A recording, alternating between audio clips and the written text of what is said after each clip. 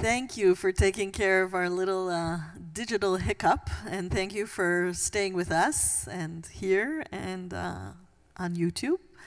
Wow, being here on Yom Kippur is so different. I asked Rabbi yesterday when I walked in, I got into her car at the end of services. I said, is there a bracha to be said for the first time you drive on Yom Kippur? Because I'm 45, we moved to Israel when I was 6, and basically almost all of our Yom Kippur were in Israel, and you don't drive. No one drives. It's just not something you do because you would probably interrupt with the amount of bicycle riders on the streets, and just that's what you do. You walk. You refrain from using technology. You refrain from using vehicles, and you don't cook, and you don't even eat outside in terms of if it's in public, because you want to be thoughtful and attentive to people that are fasting. So that's one, just the shock. My phone rang today. Of course, it was spam, but I was just like, my phone's ringing in the car, and it looks like everyone's just having a regular, normal day. So for us, it's just so eye-opening to be here on Kippur. I think this is what the Zionist, our ancestors, their vision. Their vision was to have a Jewish public sphere. And this is really the public sphere in Israel. It really is Jewish. Sometimes it feels that it's a little bit too orthodox for our taste. But yes, there is that sense of this is what is happening. And you can't avoid it. You go to the supermarket. We were kidding that all the fashion in Israel around this, from August you can get white clothes everywhere. That's just what you do. And here, the opportunity of being here is making us as a family, there are great conversations going on, What do we choose to do? What just happens anyway, and it's our default? So when I met this young man, he used to fast on Yom Kippur, but I didn't. Because my parents fasted, but it seemed kind of depressing to just stay at home and fast. And I wanted to go riding the bike with my friends and walking the streets, and we would walk to different cities. It was this thing, like walking from Tel Aviv to Ramat HaSharon and back on the street, right? Just like a car. So we used to do all these other things, and then I met Adar, and Adar said to me, but why don't you fast?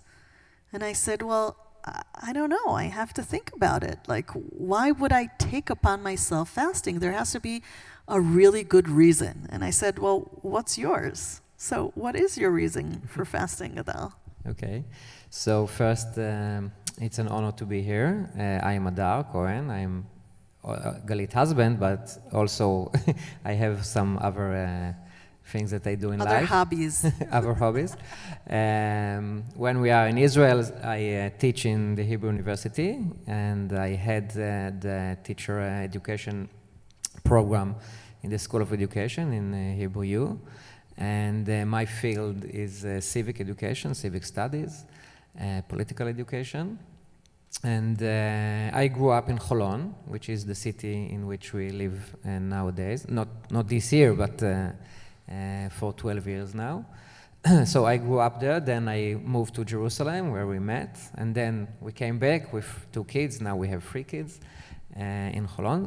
And I grew up in an environment more or less like yours, very secular from the Israeli perspective of what is to be a secular, because as we mentioned, living in a very, very Jewish public sphere, you cannot really be secular or atheist.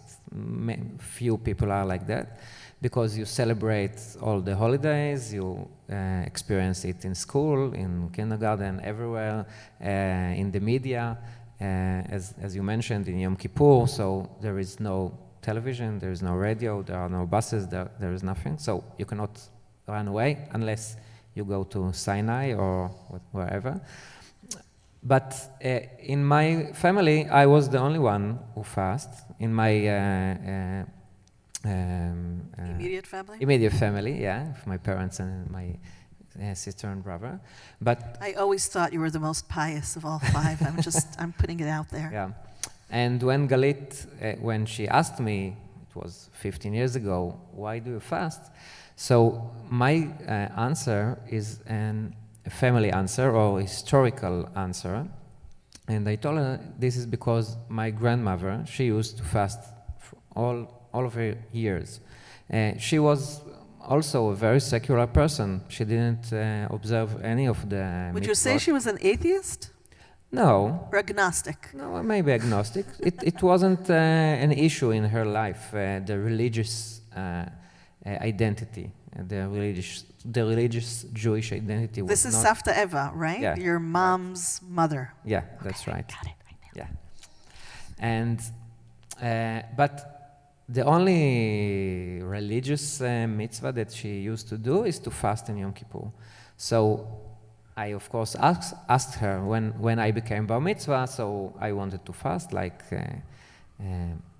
many others, and I asked her, okay, why are you fasting? And she said, and she told me the story about her family during World War II, during the Shoah, and she was born in the town of Częstochow, which is in Poland, and she was raised up there between the two world wars, and during the Holocaust, they call it. My grandparents never called this period the Holocaust or Shoah in Hebrew. Never.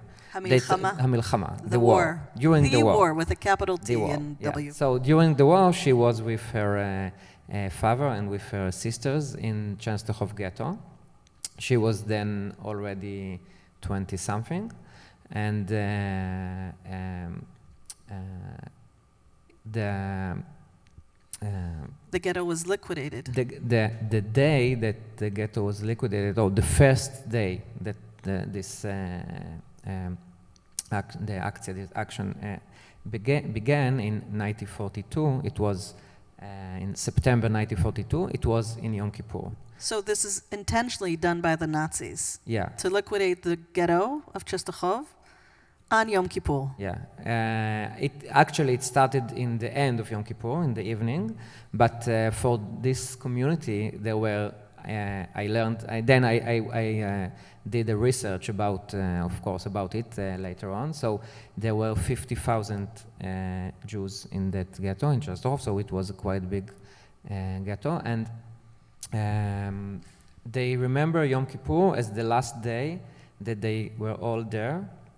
And I was thinking yesterday and today when we prayed the Netanai Tokef, and who by fire. Yeah, yeah. So I was thinking about them praying on that day. They already knew that there were rumors, that the Nazis are going to take them and so on. And in the end of Yom Kippur, this liquidation started. And my father, he was deported to Treblinka on that period of time, and with many other Jews. Only 5,000 Jews were left behind? Left behind. My grandmother and her sisters were few of them, because they were young and they could work, and they were afterwards, after a few months, they were transferred to a labor camp nearby, which was a factory that they worked there till the end of the war. They were liberated by the Red Army in January 1945. And ever since, she said, I am fasting in Yom Kippur in the memory of my father and of the whole family and the whole community of Częstochow, because this is something that reminds me of them and in the memory of them. And of course, every Yom Kippur, she would go to East Kor in our local synagogue. It was the only time during the year that she would go to pray. Okay, so it was in the memory of her family. And I decided that this is something that I want to preserve, to do, because she is gone now. She passed away 17 years ago. And I feel that I do something that accomplish what she wanted us to do, like this is our family memories. And as we mentioned in many of the prayers, I think, of Yom Kippur, you can hear the Jewish thoughts throughout the generations about traumas, about really bad things that happened to our nation throughout the history. And here this is like something that make it for me, it made it very updated, because it's not something from ancient history, it's something that happened to my family only a few decades ago. So this was my answer to Galit, why do I fast? But nowadays I think there are more answers to that. That's so interesting, because when you read Jewish liturgy for high holidays, Yom Hadin, the severe day, the day that really should make you frightened, is actually Rosh Hashanah.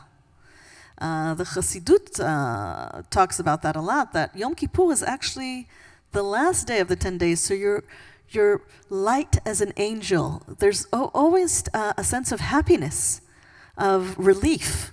Yom Kippur is not a severe day, but in Israel, it is. In Israel, it's like a day you're not supposed to joke around, and you're not supposed to just walk around like feeling a relief that you've went through this whole process of Elul, and then the 10 days of atonement and taking responsibility and changing. And no, Yom Kippur has a heavy, heavy taste to it.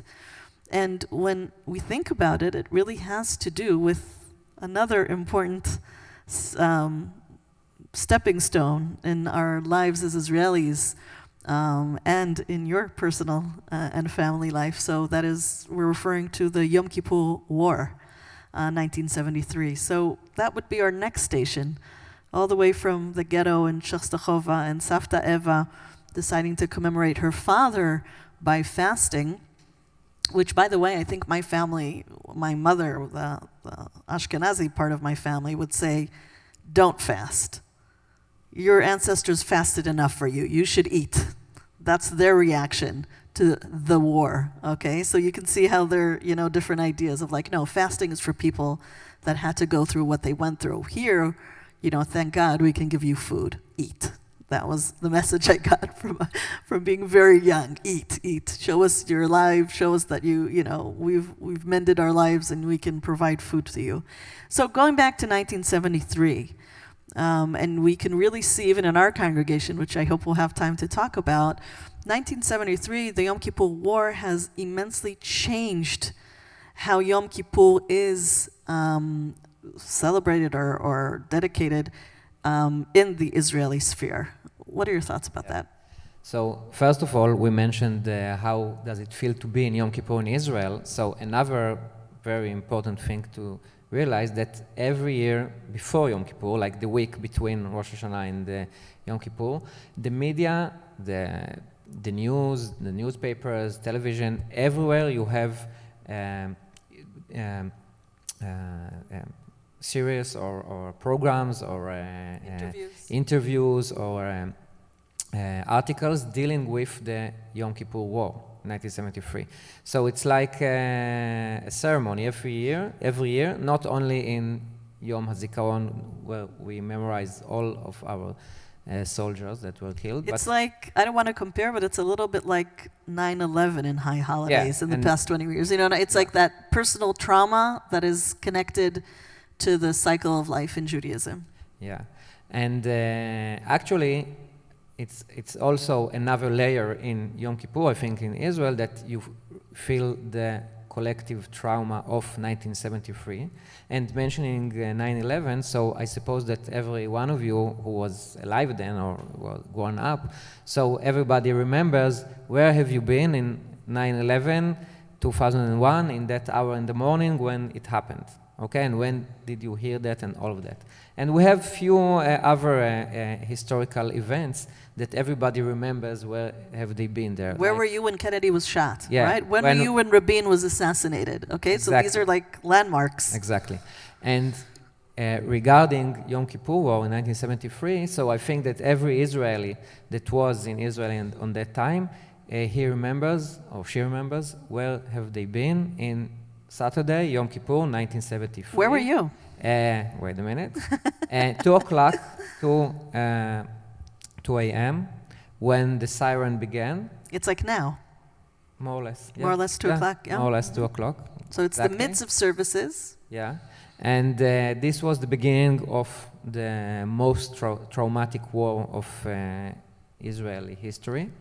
Nearly 2,750 soldiers were killed, and many other wounded, of course. And we're not even counting the post-trauma. Yeah, and the emotional.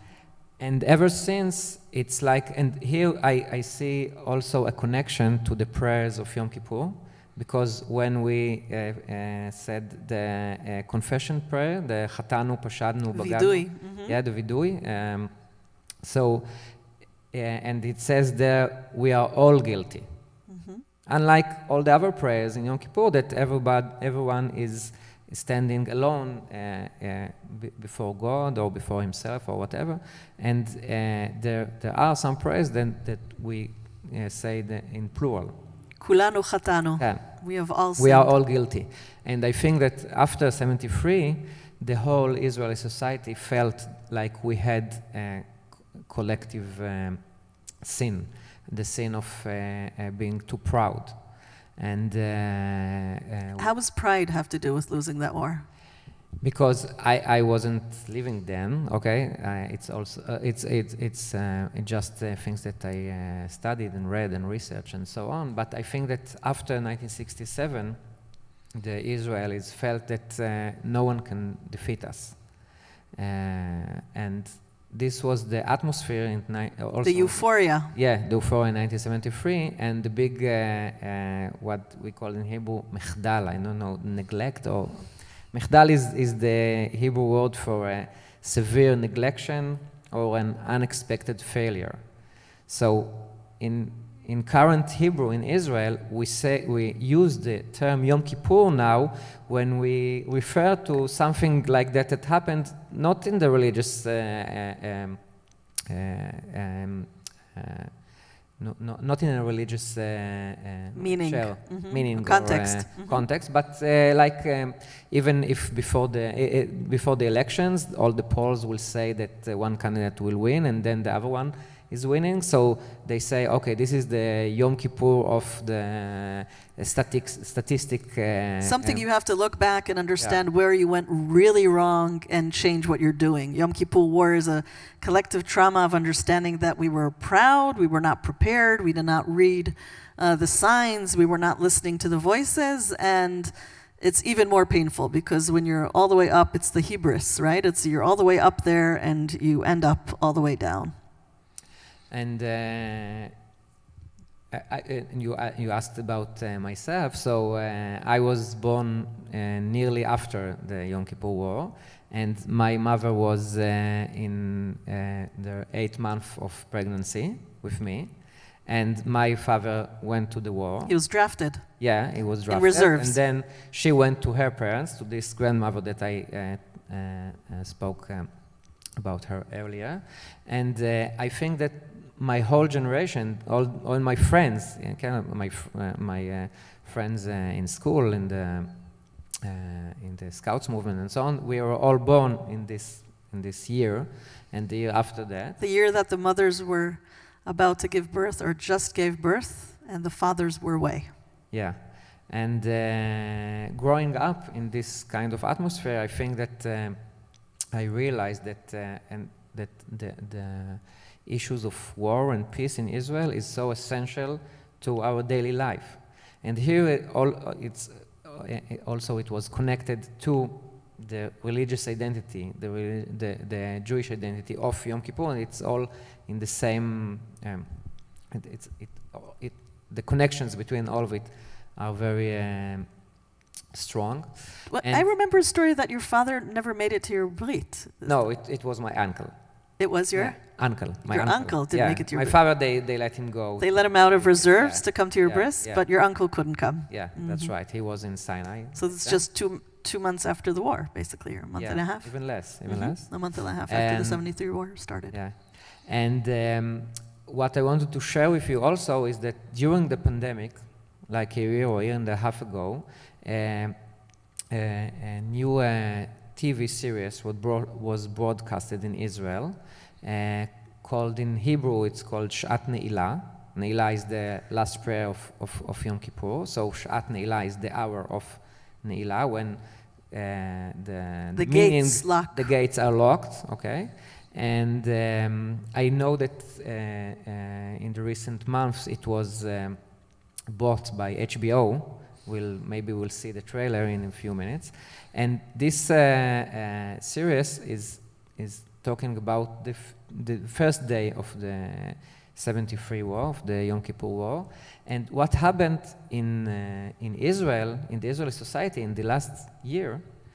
It's almost 50 years ago. Yes, it's not something that happened like 2, 3, 4 years ago. It's people that were soldiers in that war, they are already grandparents today.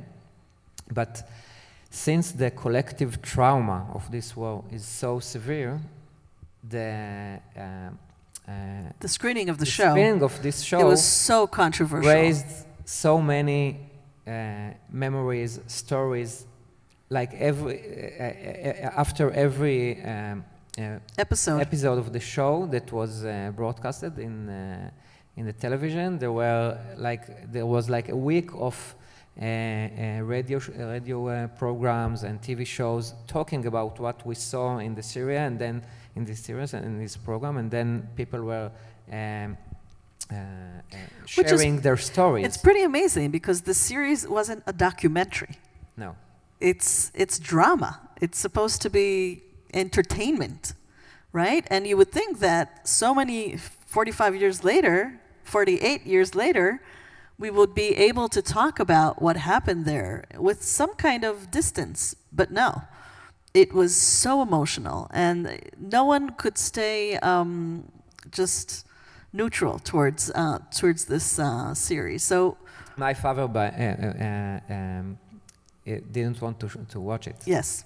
So he hasn't watched it, but many other people did, and it was an opportunity for soldiers, men and women that were in the war, to speak about what happened to them and about being post-traumatic. Mm-hmm. Even so many decades after that, it is still very strong emotions. Mm-hmm. Let's watch the trailer quickly and just get a taste of that, if that's okay, Ryan. And this is a good opportunity to say that we're also collecting, we don't have much more time, but just we're collecting also comments, questions here and on the chat, and I'm sure Ryan or Hodaya sitting next to her will help us react to whatever you bring up.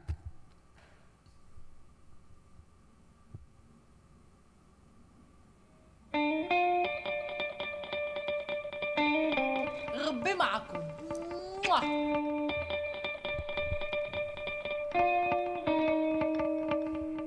מתי נתראה? ראשון על הבוקר.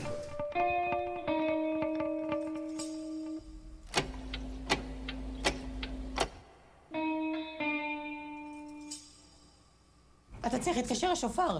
אין קצין באמן שלא שמע מה אתה חושב ומת לחנוק אותך. יאללה חברים, מה חתימה טובה, שבת שלום לכולם. הולכת. חזור שנית. הולכת לפרוץ מלחמה, אתה לא יכול לעזוב את המוצב הזה.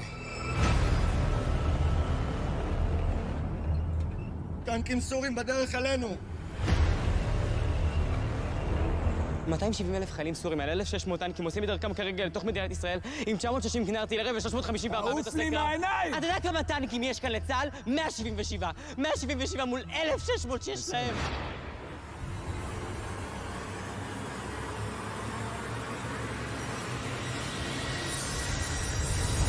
בבקשה, אתה חייב לבוא לעזור לי, אני לא רוצה למות פה. החבר'ה שלי במלחמה, צריכים אותי. אתה חייב להבטיח לי משהו. תשים עין על אלוש. תחזיק אותו לידך, אל תיתן לו להיפגע. אני נשאר באור. אני נשארת פה. אתם חייבים לעצור את האויב לפני שהוא מגיע לגדר. רות, קיבלתי, עולה לעמדה. בהצלחה, חבר'ה. הסורי בן זונה לא עובר את הדלת הזאת, אתם מבינים אותי? כן! הוא הולך להרוג את כולנו. תגיד לי, מה אתה רוצה להיות? כן, אני רוצה להיות עריף.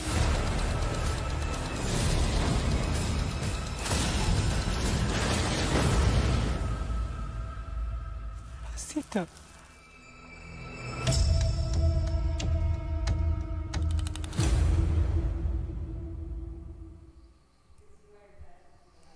Yeah.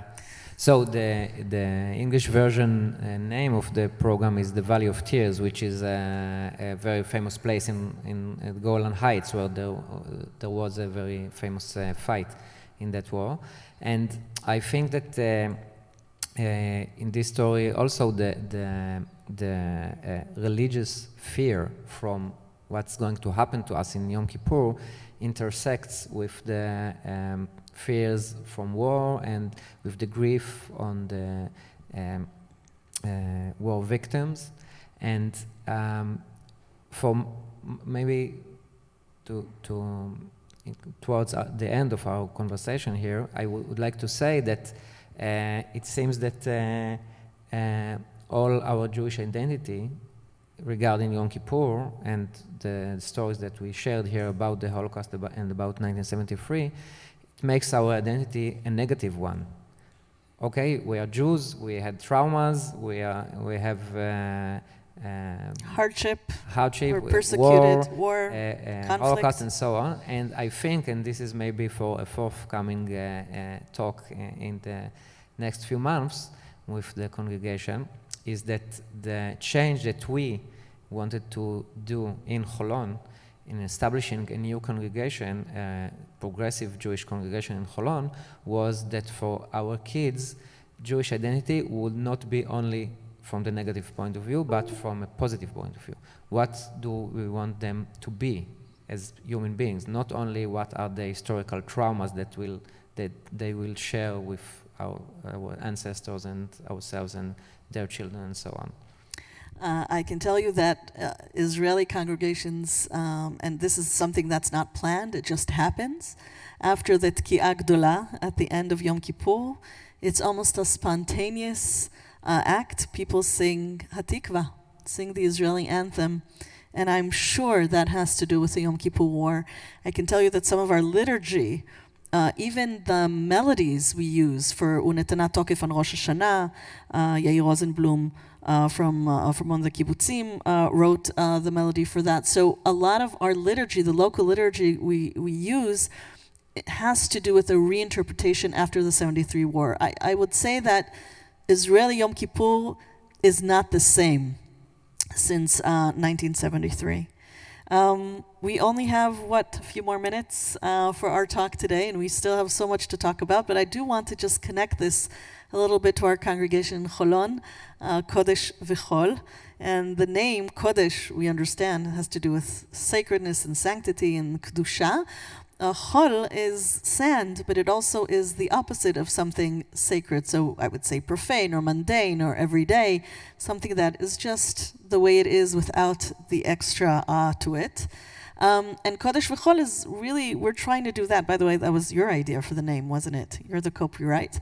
It's a play on words with Cholon and Chol, which Cholon is a city that was built on sand. But really, one of our hopes and dreams and goals for this congregation in the past 12 years, and I think little by little we're getting closer to that, is to have that sense of kedusha, of holiness, not just in services, in synagogue. We don't have a synagogue, we don't have services yet. We're working on that. But when we come together, if it's to pray, if it's to receive the Shabbat, if it's to really observe any holiday, it's about finding those fine lines between Kodesh and Chol, between things being sacred and things being everyday and regular. And I think the Yom Kippur War and also the story that you shared about your grandmother is a good example how we try to elevate the meaning of what we do every year and infuse it over and over again with new meanings. And that's my definition of spiritual growth. I think I heard one of my colleagues here in America said that one of the problems in Reform and liberal congregations is that it's pediatric Judaism, that you always stay sort of the same thing. We have that in Israel too.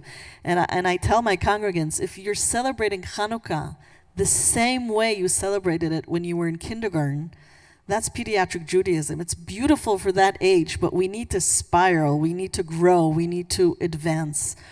Yom Kippur War, unfortunately, was yet again another opportunity to ask ourselves those questions as individuals and as a collective. And I think over and over again, this pandemic is doing the same. Our goal is really to, every year, to meet these texts and liturgies and traditions from a different place. And that's how we keep on growing. So my hope and dream is that in many ways we can make our ancestors proud. Your grandmother, her father, I haven't met either. All those young soldiers who really felt that they were fighting for the mere existence of the state of Israel, and all of those soldiers that had to go back to normal and continue their jobs and families as if nothing happened, and of course everything has changed. And I pray that we make them all proud. And how do we make them proud? We make them proud by really creating a society that is something to look up to, that is just, and that it is metukan, it is correct in the deepest way. And I'm hoping we can contribute to that a little bit and even more every day. And I do find that Kippur has so many other invitations that we haven't explored yet. Just imagine a day that no one uses technology, or a day that no one drives their cars, or a day that is not about consumption. It's just about being. A day that we are back to our simple selves and not surrounded by everything that makes us, that gives us attributes, but just going back to who we are as mere humans that are vulnerable, that are tangible, that are full of fears and hopes, and looking eternity into the eye and saying, there's a reason we're here today, and we have our goal, we have our call, and we have our quest for the next year to come. Toda, Adar. This is our first time doing this. This is fun. We haven't seen each other in a while, so this is nice to talk like this. We'll do it again. We'll do it again soon. Next holidays, yeah. Okay, it's a date. Shana tova, gmar chatima tova. Thank you.